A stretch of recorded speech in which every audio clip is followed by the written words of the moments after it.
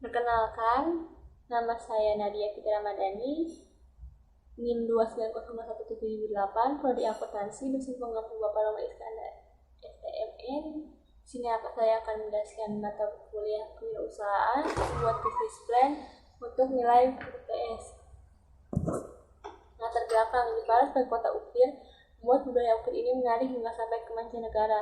Namun daripada itu, kayu ataupun ukir kerap kali diidentikan akan barang-barang murah. Karena itulah dibuat inovasi lain mengenai ukiran. Semakin berkembangnya zaman dan kemajuan teknologi membuat banyak inovasi-inovasi yang dikeluarkan. Inovasi yang saya maksud mengenai usaha saya adalah casing handphone dan tas. Yang menjadi perbedaan adalah desain dan kualitas produk yang dihasilkan. Produk berupa casing handphone dan tas ini memiliki ciri khas budaya Jawa, khususnya Jepara, karena ukiran Jawa yang khas dan autentik. Selanjutnya, keunggulan produk. Yang pertama itu dari bahan. Bahan yang casing ini terbuat dari kayu yang membuat keamanan HP lebih diminimalisir atau tahan banting. Yang kedua yaitu motif alami. Motif yang dibuat hasil kreasi pengrajin yang buat ini berbeda dengan casing silikon yang kebanyakan mengambil jahitan dari Google atau dari majalah dan lain-lain. Yang ketiga itu ukiran. Ini yang menjadi ciri khas tersendiri dari casing yang lain karena terdapat ukiran dari teknik laser, yaitu ukiran bunga, bisa ukiran wajah kita sendiri, dan ukiran lain-lain. Selanjutnya, contoh corak ukir Jepara. Ini ada orang yang sedang bikin ukiran. Ini ukiran yang bisa biasa ada di lemari atau lain-lain. Itu segmen pasar. Di sini segmen pasarnya itu produk yang akan dihasilkan oleh saya, yaitu casing handphone dan tas. Yang kedua itu gambaran pasar. Selain face to face dengan konsumen, juga melayani melalui media sosial. Selain itu dengan mengadakan belanja nyicil lalu dengan diberikannya diskon. Yang ketiga itu target pasar yang dituju per individu, usia produktif 14-50 tahun, kalangan sosial menengah ke bawah, ke atas atau menengah, adanya kemampuan daya beli untuk membeli si casing tersebut ya. Strategi pemasaran yaitu pengembangan usaha dagang. Pengembangan usaha dagang mungkin bisa dari yang awalnya cuma dari ukiran apa, berkembang menjadi ukiran yang lebih sulit atau lebih indah atau lebih estetik.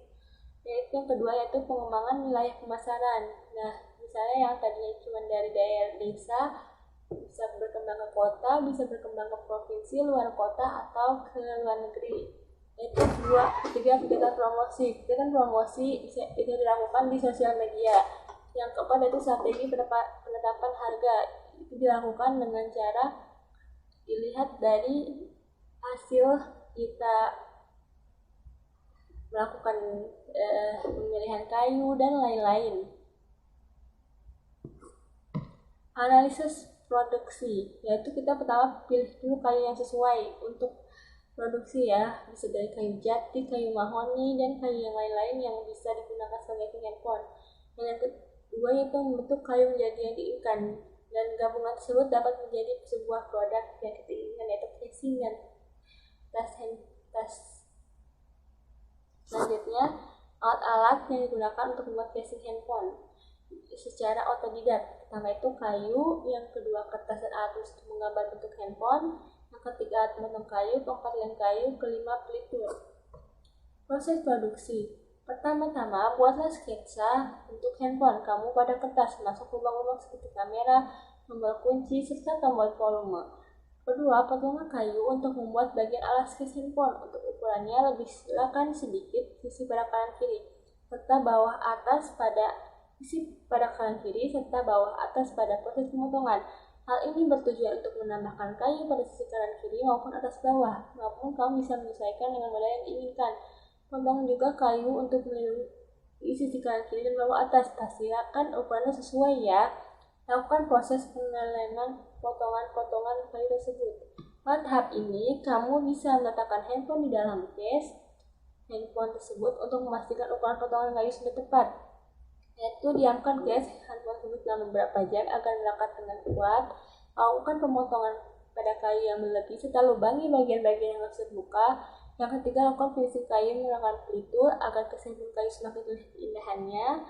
Yang keempat, setelah didiamkan beberapa waktu, case handphone kayu siap digunakan. Proses produksi, nah yang ini pemilihan dan ukuran kayu. Nah, dilihat dari kayu-kayu yang bersih, dibersihkan dulu semuanya dan hasil tebang ya. Setelah itu diukur menggunakan penggaris khusus kayu ya.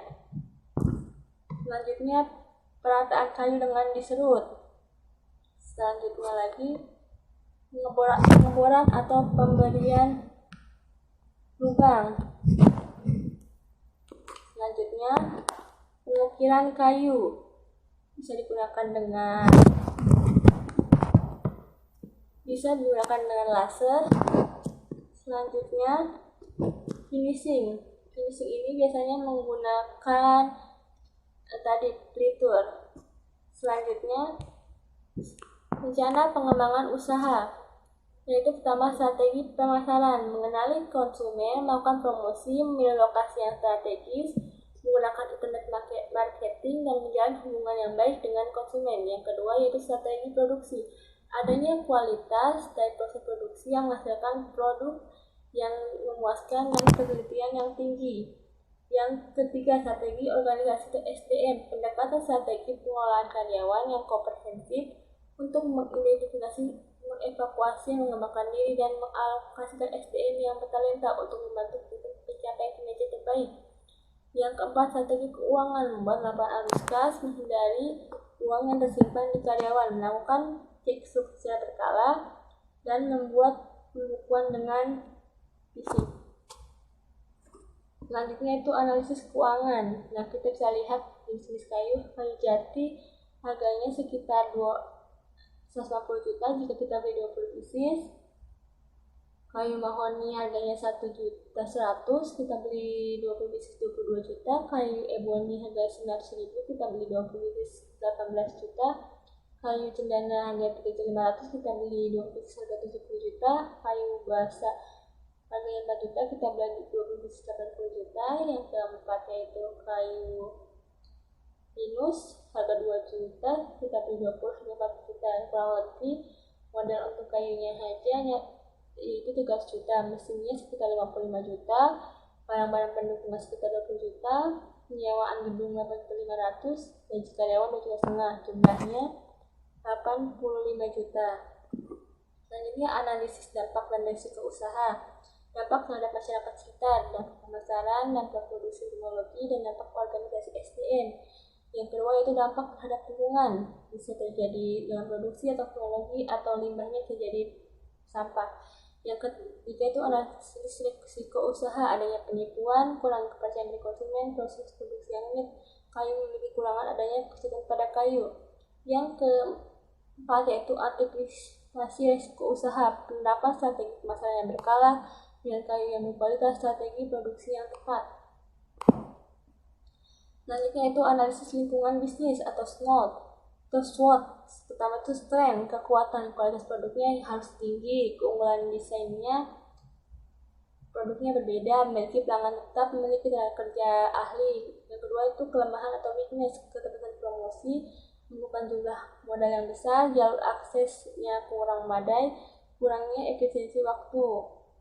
Yang keempat atau peluang, loyalitas pelanggan terhadap produk, kemajuan teknologi, hubungan yang baik dengan pelanggan. Yang keempat yaitu mengikutsertakan masyarakat dalam proses produksi, ancaman atau threat, lingkungan pesaing yang ketat, yaitu selanjutnya turunnya daya beli masyarakat. Selanjutnya lagi kelengkapan bahan baku. Yang keempat itu strategi bisnis yang mudah ditiru. Ini salah satu atau beberapa produk ini, seperti ada tas, ada tempat buat naruh apa-apa itu ya, sudah ukiran HP, ukiran tempat pensil. Sekian dari saya, kurang lebihnya mohon maaf. Wassalamualaikum warahmatullahi wabarakatuh.